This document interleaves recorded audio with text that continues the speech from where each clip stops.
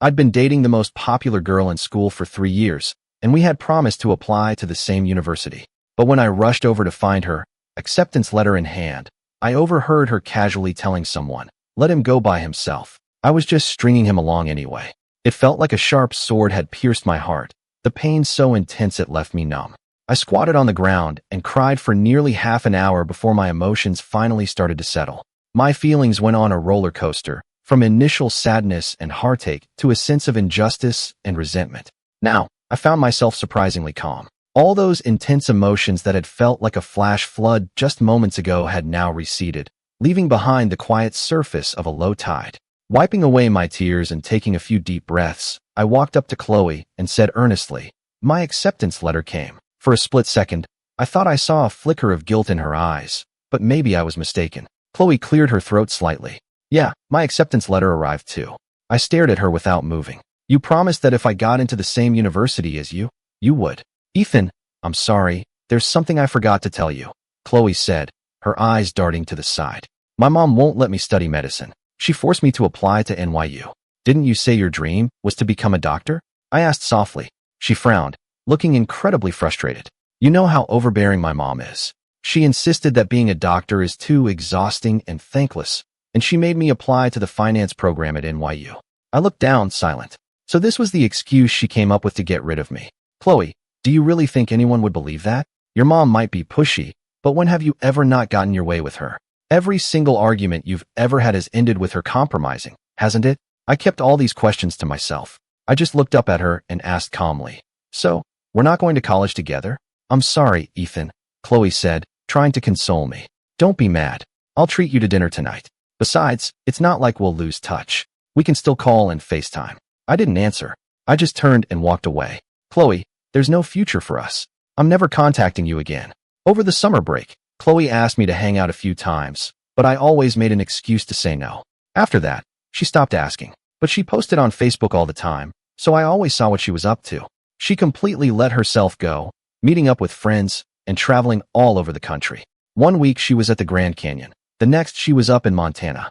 Today, I opened Facebook and saw pictures of her at the beach. There were 6 or 7 people in her group, all of whom I recognized. Some were her classmates, others were friends she'd grown up with. It was a mix of guys and girls, and they took a lot of group photos together. In the pictures, she was standing with her back to the ocean, smiling radiantly. Look how much fun she was having without me. I remembered something I had once told her.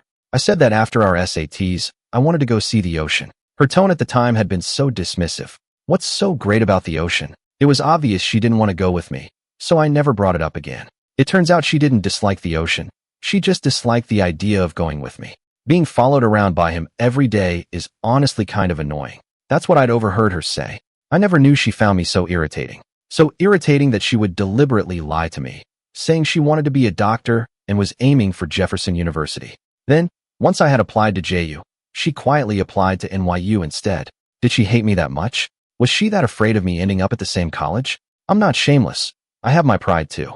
If I had known she couldn't stand me, I wouldn't have been so clingy all the time. And yet, I was so sure I had felt her affection for me before. Chloe and I were basically childhood sweethearts. We grew up together.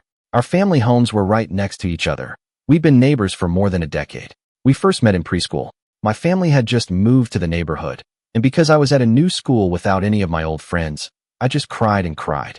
It was Chloe who ran over, handed me a lollipop, and patted my head to comfort me, saying, "Such a cute little guy shouldn't be crying. It'll mess up your handsome face." After that, I became her little shadow. I followed her everywhere, not just at school, but at home too. Once I realized we were neighbors, I'd come home from school and run straight to her house, without even stopping at my own. My mom was exasperated, but Mrs. Davis was thrilled, always saying she'd gotten a bonus son. In truth, Chloe's parents were surprised too that she had the patience to play with me. She'd never liked playing with little boys before, always saying they were too rough. "Chloe, honey, why do you like playing with Ethan so much?" Mrs. Davis once asked her. "Because little Ethan is so handsome," Chloe said, pinching my cheek. "And he has dimples when he smiles. I like seeing him smile." I grinned foolishly. "I like playing with you too, Chloe." Between my doting parents and the kindness of the Devises next door, I grew up completely carefree, with hardly a worry in the world. People who are spoiled tend to be immature, and even in high school, I still thought of myself as a kid. I had always seen Chloe as just an older sister. It was Chloe who took the first step to change our relationship. She made me realize I was growing up, that I could start thinking like a man. In my freshman year of high school, I received my first love letter. I was completely stunned.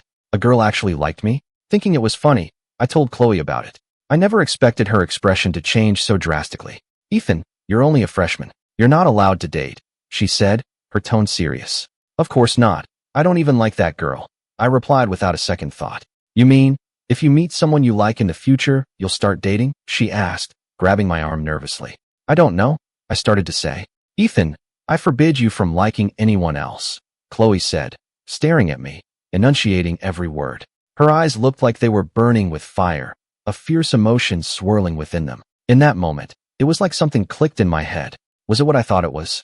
Did Chloe, my older sister figure, like me? Thanks to the influence of countless rom-coms, my mind immediately started playing out all sorts of sweet scenarios. Only this time, the main characters were her and me. What if Chloe and I started dating sweetly like in the movies, and then got married? That sounded pretty good. Oh no, the more I thought about it, the more my thoughts drifted into R-rated territory. My face started to burn, the heat spreading all the way down my neck. "Anyway, you have to promise me you won't date for all 3 years of high school," Chloe instructed solemnly. Lost in the enchanting scenarios, I nodded like a bobblehead. From then on, I became even more attached to Chloe. I stopped rushing home after school to watch my favorite anime. Instead, I'd sit by the athletic field, patiently waiting for her dance class to end so we could walk home together. A young boy doesn't know how to hide his feelings, and the affection in my eyes was so obvious that everyone around us could see I liked Chloe. The dynamic between Chloe and me started to shift slowly. She used to always call me kid and treat me like a little brother, always looking out for me. But gradually, I started taking care of her. She was always too impatient to eat breakfast, so I started bringing 2 servings every morning, making sure she ate with me on our way to school. When the weather was about to change, I'd text her the night before to remind her to wear more clothes the next day. If she caught a cold, I'd be more nervous than she was, getting all the medicine ready for her. At first, she would laugh and call me her little manager, but later she grew more and more impatient, even saying I was like her mom, always trying to control her. I felt wronged. I was just trying to care for her. Finally, one time, she blew up at me. It was during the summer break of our sophomore year. One night, a friend of Chloe's was having a birthday, and she was invited to an all-night karaoke party. Chloe was afraid her mom wouldn't approve, so she asked me to cover for her. The story was that she was going to a classmate's house to study for junior year and would be staying the night. Since the adults always saw me as a responsible kid, Mrs. Davis believed her when I backed up the story, and she let Chloe stay out all night. But later that night, I was scrolling through Facebook and saw pictures her friend posted. They were drinking at the karaoke bar. I was shocked. Chloe had never had a drink before. She was only a sophomore in high school, still a student. How could she be drinking? More importantly, she wasn't over her cold yet and still had a low-grade fever. Wouldn't drinking affect her recovery? There were so many empty bottles on the table. How much had they drunk? I started to panic. I called Chloe, but she didn't pick up. Pacing anxiously in my room for half an hour, I couldn't shake the worry, so I went to her house and told Mrs. Davis what was happening. That night, Mrs. Davis went to the karaoke bar and brought Chloe home. She even yelled at the birthday boy in the private room, saying he was a bad influence on Chloe. Chloe was completely humiliated. After being grounded for 3 days, she came out and called me to meet her. Right there, in front of my house, she yelled at me for the first time. She screamed at me, telling me to stay out of her business from now on. "Ethan, who do you think you are? What gives you the right to meddle in my life? I hate people who tattle behind someone's back like you." I had never seen Chloe so furious. After I went home, I felt terrible for a long time. I thought, I'm never speaking to Chloe again. I didn't contact her for the rest of the summer. When junior year started, not long after, it was my birthday. Chloe bought me the video game console I wanted as a gift. She stood in front of me, looking up with a pitiful expression. "Little Ethan, I was wrong. Please don't be mad anymore, okay?" I was so pathetic. She won me over instantly. After that, Chloe and I would still have our occasional fights. But every time, a few sweet words from her were enough to make my anger disappear. In the second semester of our senior year, I asked Chloe where she planned to apply for college. She said she wanted to be a doctor and was going to apply to Jefferson University. "What about you?" she asked. "Wherever you go, I'll go," I said without hesitation. But I was worried I wouldn't get in. After all, the admission scores for JU were pretty high every year. Chloe said she would help me study. That was another thing that fascinated me about her. Chloe was incredibly smart. Even though I worked harder than her in school, my grades could never match hers. She always seemed so effortless, yet she always got great grades and was a favorite among the teachers. With Chloe's tutoring and supervision, my grades finally started to improve. If I get into the same university as you, can you grant me one wish? I asked, looking at her with hopeful eyes. Can I say no? She replied, a smile playing at the corner of her eyes. No way. If you refuse, I'll lose all my motivation to study right now. All right, I promise, she said, feigning resignation. We both knew what that wish was. That's right. I was planning to confess my feelings to her as soon as I got into Jefferson University. When the SAT scores came out, they were about what I expected. Getting into JU was a sure thing. But it wasn't until the acceptance letter arrived that I realized Chloe had been planning this for a long time. She wanted to get rid of me. When college started, while other students were stepping onto campus full of excitement, I was the one with a long face, my spirits at an all-time low. Being played by the girl I liked most had sent me into a deep spiral of self-doubt. Was I really that unlikable? Did she really have to go to such lengths, to spin such a big lie, just to shake me off once we got to college? Chloe's grades had always been better than mine, so getting into the same university was a long shot, and I never really held out hope for it. Back then, my only wish was to be in the same city as her for college. I wouldn't have minded the trouble. I could have gone to see her whenever I didn't have class. Of course, Chloe knew what I was thinking, but she didn't want that. She deceived me just to ensure we wouldn't be in the same city. Jefferson University and NYU were 1,000 miles apart. She got her wish. I spent the first semester like a zombie. I was distracted in class and dazed after, never once taking my studies seriously. Compared to the diligent pre-med students around me, I was an anomaly. I never had much interest in medicine to begin with, and I'd never thought about becoming a doctor. I only applied to this school out of my overwhelming affection for Chloe. Back then, I spent all my time daydreaming about holding hands with her on campus, living a blissful college romance, and never once seriously considered that college was also about studying hard. Things changed during the winter break of my freshman year.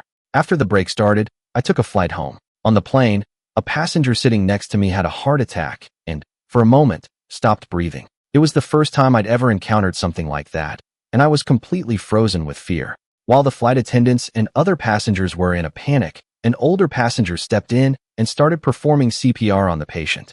20 minutes later, the patient's breathing finally stabilized, and he regained consciousness just before we landed. The moment he opened his eyes, many passengers were moved to tears. A life had nearly vanished right before our eyes, and now he was alive. You can only understand that kind of overwhelming emotion when you've truly experienced it. And in my mind, the words of the passenger who saved him kept replaying, "I'm a doctor."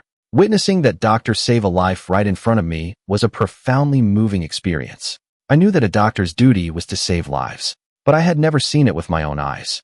It turns out that saving a life is such a respectable act. It turns out that a person with healing hands possesses such a powerful charm. Involuntarily, I thought to myself that I wanted to be like him. For the first time in my life, I felt a calling toward a profession. I was going to be a doctor too. For the entire winter break, I locked myself in my room, catching up on all the coursework I had missed during the first semester.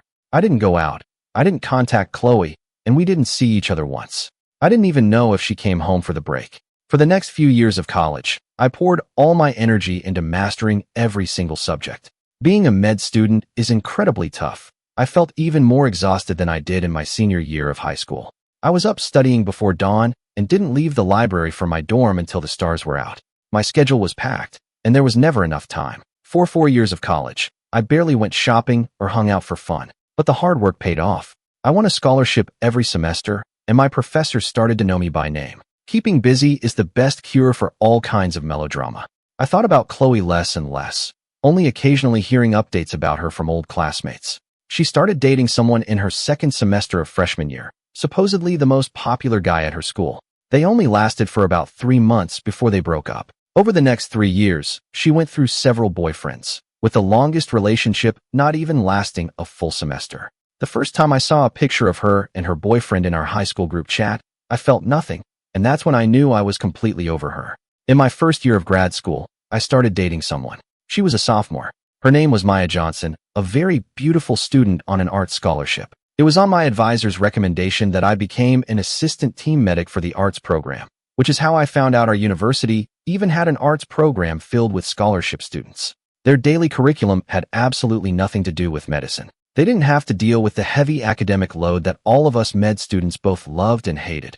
Having been used to seeing only guys in my medical classes, my first visit to the arts program to watch the team practice was an eye-opening experience. Their graceful movements were captivating. It was like discovering a whole new world, and I couldn't take my eyes off them. Maya was the captain of the dance team, and she was the one I watched the most. There was a confident, almost aloof quality to her dancing that was very alluring. What I didn't expect was that after I treated a scrape on her knee for the first time, she confessed her feelings to me. She was so direct it caught me completely off guard. I was so flustered that I forgot to be coy, and in a state of mental shutdown, I agreed on pure instinct.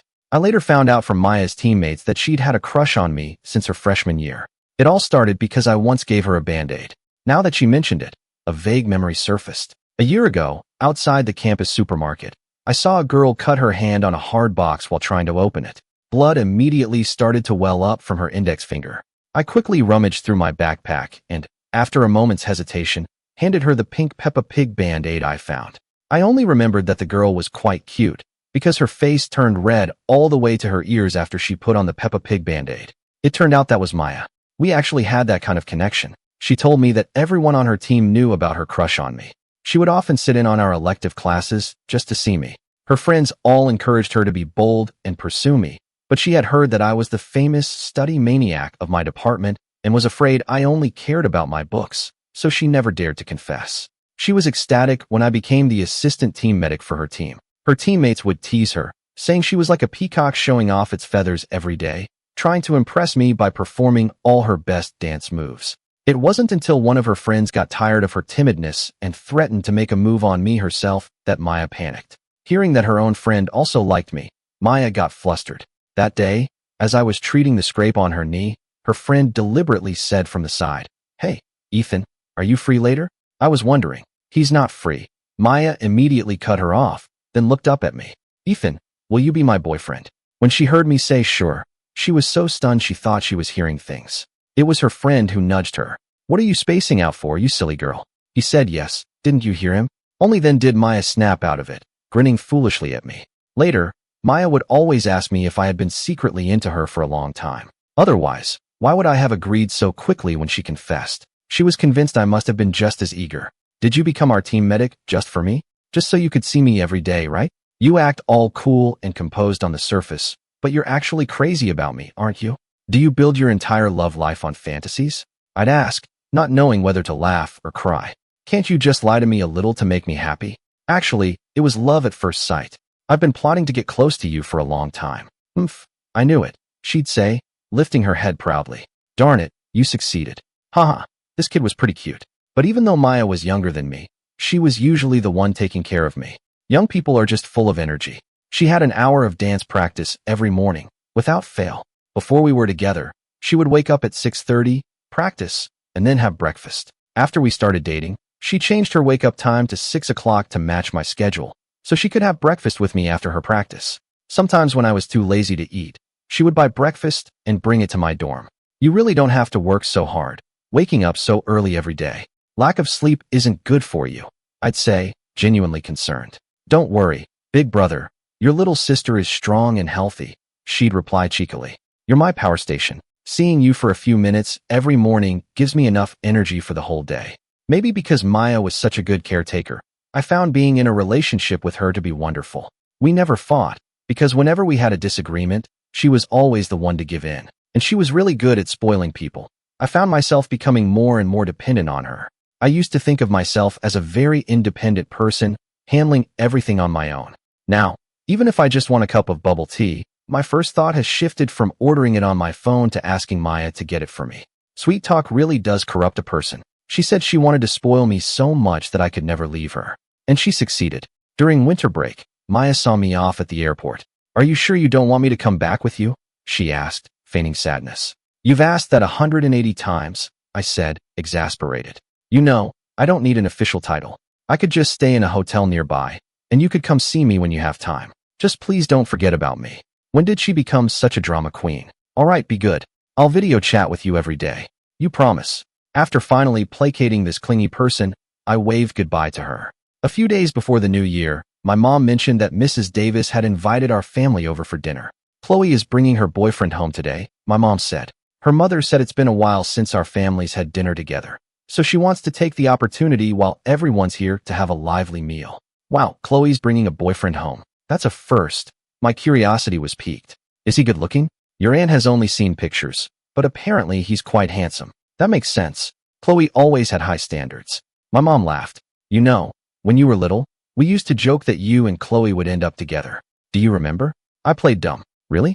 I don't remember that. In my memory, Chloe has always been like an older sister to me. Fate is a funny thing. You and Chloe grew up together but never fell in love, ending up with just a sibling-like bond, which is also nice. But look, Chloe has already had several boyfriends, and you're in grad school. How come you haven't dated anyone yet? My mom said earnestly. We used to worry about you dating too early, but now you're in your mid-20s. It's time to start thinking about it. I cleared my throat. Well, Mom, I actually have a girlfriend. My mom's eyes lit up instantly, and she stared at me. You do? Where does she go to school? All the way to the Davis's house. My mom kept grilling me for details about Maya. My dad pretended to be nonchalant, but his ears were perked up, listening intently. When we arrived at the Davises, I saw a handsome young man sitting on the sofa. Short black hair, white shirt, looking refined and handsome. After graduating from college, Chloe didn't go to grad school, but joined her family's company to learn business management from her father. This young man was her assistant. I heard he was also a graduate from a prestigious university and became Chloe's assistant less than a month after joining the company. Not long after, they started dating. Mrs. Davis mentioned that his parents were both high school teachers, so he came from a family of academics. Compared to Chloe's previous boyfriend who was covered in tattoos, Mrs. Davis was 100% satisfied with this one. Even though she never brought a boyfriend home before, she certainly dated a few. One of them was a bartender at a club, and I was so worried Chloe would get too involved. I mean, can a guy who works in a bar be simple? Thankfully, they only dated for a month before breaking up. Mrs. Davis had told my mom this during one of their chats. It seemed Chloe had quite a colorful dating history over the past few years. When my parents and I arrived at the Davises, the adults went into the small living room to chat. I sat on the living room sofa, playing on my phone while watching Chloe and her boyfriend's public display of affection. The two of them in front of me were snuggled up together the entire time. Chloe had only said a quick hello to me when I walked in, and then she and her boyfriend went back to playing a game together. How can you be so clumsy? Don't run around. Just stay behind me. Why did you fire again? You're going to attract all the enemies. After hearing a few lines, I knew what game they were playing. It made me miss my Maya, because she had taught me how to play this game too. I have no talent for games. I can't even get my bearings straight and can get lost in a slightly larger building. But Maya was much gentler with me. No matter what mistake I made, even if I accidentally gave away our position in the final circle and got her killed, she never got angry. She would just say good-naturedly, "It's okay. It's just a game." During dinner, the adults were all praising Chloe's boyfriend for being handsome and capable. My mom even asked, "So when are you two planning to get married?" Chloe just smiled and didn't answer. I keenly noticed the smile on her boyfriend's face falter. "By the way, Ethan, are you dating anyone?" Mrs. Davis asked me with a smile. Before I could answer, my mom jumped in. "He is. His girlfriend is younger than him." Chloe, who was drinking water, choked, and her boyfriend quickly patted her on the back. "How much younger?" Mr. Davis asked, ever the gossip. "She's 3 years younger than me, a sophomore this year," I replied. "Oh, only 3 years. That's basically no difference," Mrs. Davis said. "When are you going to bring her over for us to meet?" For some reason, the thought of Maya's face made the corners of my mouth turn up into a smile. After being with her, I really did seem to become happier more easily. Maybe for the Dragon Boat Festival, I thought for a moment. If I come home, I'll bring her over. Chloe put down her chopsticks and said to my parents, "Uncle, Auntie, please take your time. I'm finished." She stood up and left the table. Her boyfriend quickly put down his chopsticks as well, gave us an apologetic smile, and said, "I'm done too." Then he stood up to follow Chloe. After dinner, I didn't see Chloe or her boyfriend in the living room. After hanging out at the Davises for a while, my parents and I went home. In the afternoon, I went out to get a package. The moment I opened the door, I was startled to see a beautiful figure leaning against the wall outside. "Chloe, what are you doing here? You're dating someone?" she asked, staring straight at me, her eyes filled with an emotion I couldn't decipher. "Yeah," I nodded. Chloe was silent for a long time before she finally spoke. "I'm sorry." "Huh?" I was confused. "About the college applications," she explained. "Oh, it's fine. It was so long ago," I said. I had almost forgotten about it. Back then, I was young and arrogant, and I wanted everything to go my way. I felt like you were too controlling, too clingy, and I just wanted to get away. So I lied to you, said I wanted to be a doctor. I knew that if I applied to Jefferson University, you would definitely apply to the same school. That incident had indeed caused me a lot of pain for a long time. Her actions were truly hurtful. But years have passed, and I've genuinely let it go now. I even tried to comfort her. It's okay, Chloe, I'm not angry anymore. It was my selfishness that hurt you. I was so caught up in my own clever little tricks that I completely disregarded your future. You had your own dreams, your own things you wanted to do, and I shouldn't have decided your future in such a casual way. Chloe's voice was tinged with bitterness. I heard that studying medicine is very hard, and you have to do a combined bachelor's and master's degree, which takes so many years, and you can't do well without a lot of hard work. You never wanted to be a doctor before, so it must have been very difficult for you to study. No, Chloe, I've actually grown to love studying medicine now, I interrupted her. Really, I was definitely depressed for a while during my freshman year. Faced with such difficult and obscure subject matter, I even thought about retaking my exams and switching majors. But then my perspective changed. I fell in love with medicine, and now my dream is to become a competent surgeon. Seriously, since my sophomore year, I've won a scholarship every year. I'm doing great. Chloe let out a small laugh, tilting her head and blinking at me just like she used to. Really? That's amazing. Of course, I said proudly. Well, I wish you success, she encouraged me. Thanks, I said, feeling a bit embarrassed. I'm sorry too, Chloe. I was so clingy back then. I must have caused you a lot of trouble. I was young and foolish. Please don't hold it against me. Ethan, she smiled. You were never a bother. The one who was young and ignorant was me. Not long after the semester started, one day while Maya and I were on a date, I suddenly got a call from Chloe. Are you free tonight? I'd like to treat you to dinner, she said, getting straight to the point. Huh, I was surprised. We're not even in the same city. How can you treat me to dinner? I'm here on a business trip. Oh, well, I already have plans with Maya for dinner tonight. Maya? Your little girlfriend, right? Bring her along. It's not like I'm going to eat her. All right then. Okay, I'll come pick you guys up at the school at 6 tonight. After hanging up, Maya asked, who was that? An older sister from my neighborhood. She said she's here on a business trip and wants to treat us to dinner tonight. At 6 o'clock sharp, my phone rang. Chloe said she was already downstairs at my dorm. I was surprised. I never told you my dorm building number. Her tone was matter of fact. Was it hard? You said you're the famous academic star of your department. I just had to ask a random student. I quickly called Maya and told her to meet me downstairs. When I got downstairs, I saw Maya already waiting by the entrance. I jogged over and took her hand, and we walked out together. A black car was parked outside the dorm, its conspicuous logo and luxurious design screaming expensive. Such a car was a rare sight on our modest campus and had attracted a crowd of curious students. To make matters worse, a stunningly beautiful and exquisitely dressed woman was standing outside the car. Not wanting to become the center of attention, I pulled Maya along and hurried over, giving Chloe a look that said, let's go. Since there was a driver, Maya and I sat in the back while Chloe took the passenger seat. Why were you in such a rush to get in the car?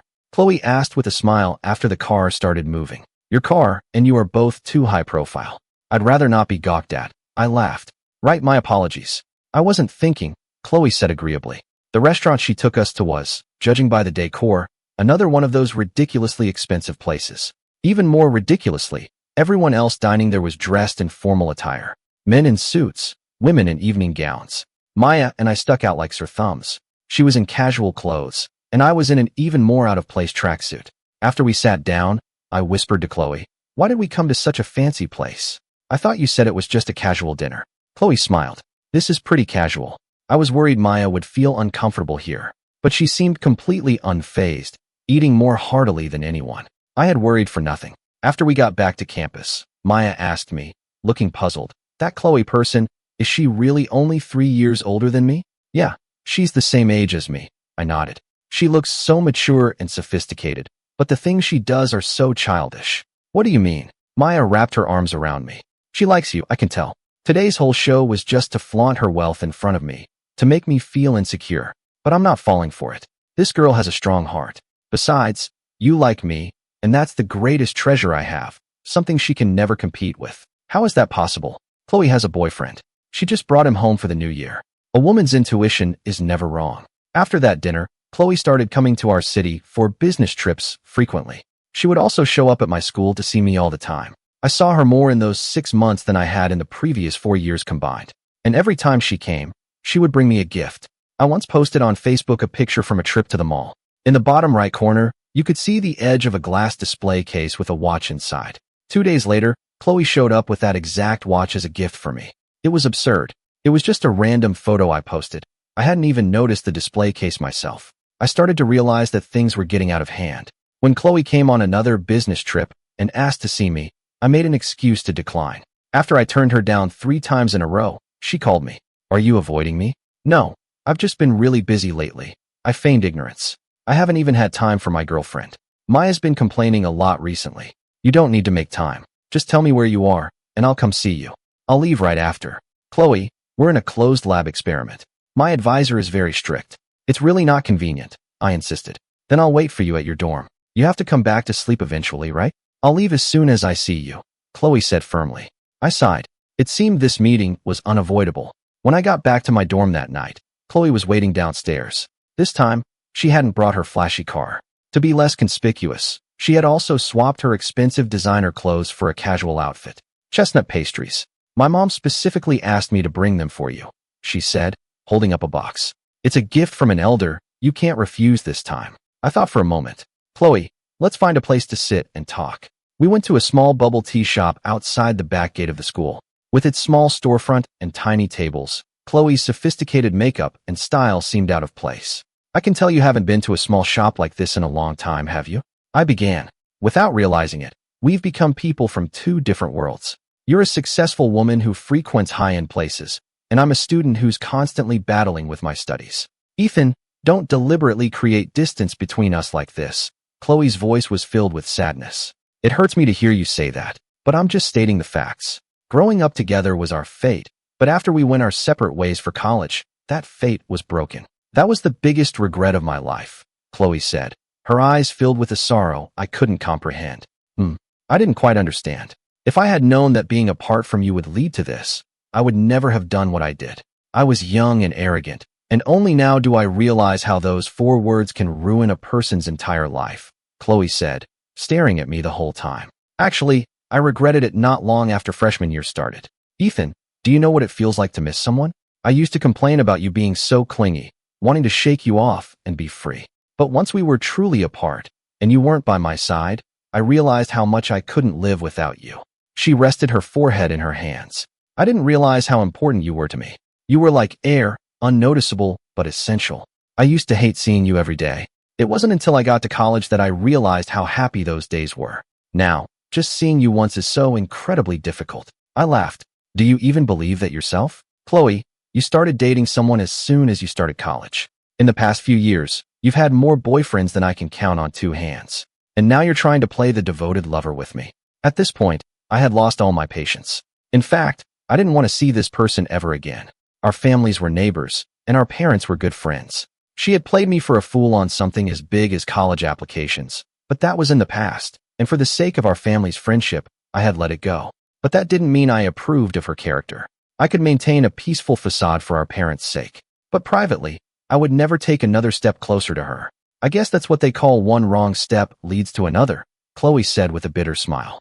"I was young then, and I had this ridiculous pride. I always felt that if I contacted you first, I would be admitting defeat, so I refused to take that first step. I thought that if I started dating someone, I wouldn't miss you so much. But even with a boyfriend, the emptiness in my heart was still there. I knew it wasn't what I wanted. I even deliberately had my friends leak the news of my relationship to you, hoping to provoke you into contacting me. But you remained silent, and out of frustration, I found another boyfriend, and so began a vicious cycle." "Your logic is quite unique," I said honestly. "So you're saying you've liked me all this time? And your way of showing you like someone is by constantly changing boyfriends? In that case, you got what you deserved." "Yes, I got what I deserved," she admitted directly. "The moment I found out you had a girlfriend, I realized how terribly wrong I had been all these years. It turned out you weren't just giving me the silent treatment. You had truly moved on. I was too confident, assuming that since you hadn't dated anyone for all those years, you were waiting for me. Chloe, no one waits for someone forever. I'm not that stupid, and you're not worth it. I know. I have no right to expect you to wait for me. I was wrong, and I realized it too late," she said, grabbing my hand urgently. "Ethan, I'll change. You like girls who are cute and considerate like Maya. I can be like that too. From now on, I'll be whatever you want me to be. Can you please give me another chance? I forcefully pulled my hand away. I have a girlfriend, and I love her. You have a boyfriend too. We broke up. We broke up right after the new year. I don't have a boyfriend anymore, she said urgently. That's your business, I said calmly. But I'm not breaking up with my girlfriend. This is the last time I'm seeing you. Don't come looking for me again. It's annoying. As I stood up to leave, I saw Chloe slump onto the table, her shoulders shaking. After that, Chloe never came to find me again. Good. She had finally come to her senses. Maya and I had a stable and sweet relationship. After graduating with my master's degree, I got a job at the city's main hospital back home, fulfilling my dream of becoming a surgeon. My work was demanding, but my relationship with Maya didn't cool down. That was because she was always so accommodating. Sometimes, when I had to work back-to-back shifts, she would bring nutritious meals to the hospital and eat with me during my half-hour break. No matter how busy I was, she always found a way to see me. Even my mom said that Maya was too good to me and had done so much for me. You better not let her down, my mom said. When I was 28 and Maya was 25, I proposed to her. That was the year she graduated with her master's degree and was about to start a new chapter in her life. On our wedding day, I was so excited that I woke up at 3 in the morning and paced around the living room. In just a few hours, I would be going to pick up my bride. From then on, we would spend the rest of our lives together. The more I thought about it, the more excited I got. In the morning, the makeup artist had to use a lot of concealer to cover my dark circles. It was my first time wearing makeup, and it felt strangely wonderful. On the way to pick up the bride, I couldn't help but send Maya a message. My tone was pitiful. I haven't seen you in 3 whole days. I miss you so much. She sent back a red heart emoji. From now on, we'll see each other every day. Yes, and every morning, you have to give me a good morning kiss. We chatted more and more enthusiastically. Suddenly, my phone rang. It was Chloe. I hesitated for a moment before answering. Ethan, I'm standing on the roof of the Davis Corporation building right now. The moment your wedding starts, I'm going to jump. I gripped my phone tightly. Chloe, don't do anything rash. Ethan, I was wrong. Please don't get married, okay?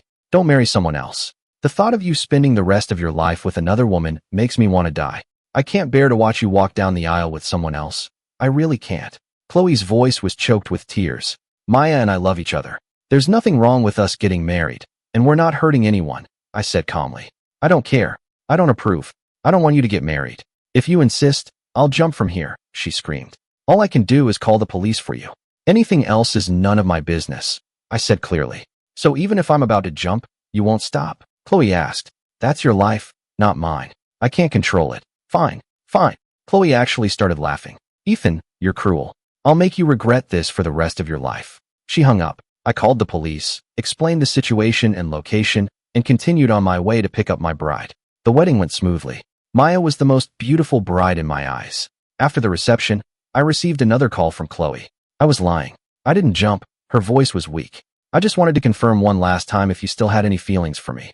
If you did, I would have used every means possible to win you back. It turns out, I overestimated myself. You really don't care about me at all. Besides, if I really jumped, you'd feel guilty, and I could never bear to make you blame yourself. I breathed a sigh of relief. That's good. After a pause, Chloe said, Ethan, I wish you happiness. Thank you. I will be. Maya and I were very happy after our marriage.